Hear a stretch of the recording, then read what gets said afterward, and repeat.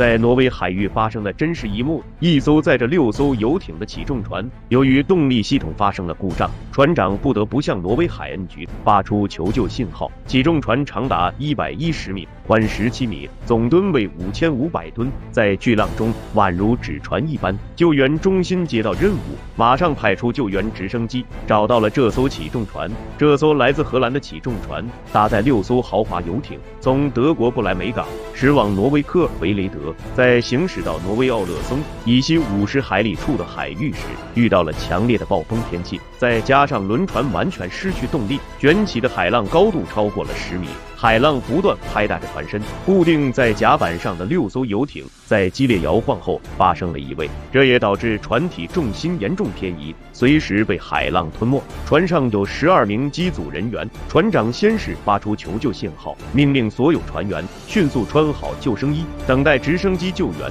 救援直升机停靠在轮船上方，将8名机组人员救上来。船长为了这几艘豪华游艇，他和3名同事决定留下来，尝试控制轮船抵抗海浪。船长和3名同事的勇气和责任心，不得不说，实在令人佩服。虽然很勇敢，不过船长他们在船上坚持不了多久，就抗不住了。人类和大自然对抗，简直太渺小了。他们不得不再次呼叫救援，先行撤离。海浪越来越猛，轮船几乎不能前进。此时的甲板也严重倾斜，达不到救援条件。船长和同事们无法在甲板上等待救援，他们做出惊人的动作，分别在船尾依次跳下海里。这是真实的救援画面，相信很多小伙伴们没有见过如此惊心动魄的场景吧。4名船员在救援队的努力下安全渡过难关。3天后，雨过天晴，挪威海岸管理局在附近海域找到了这艘起重船，船上的绿色的游艇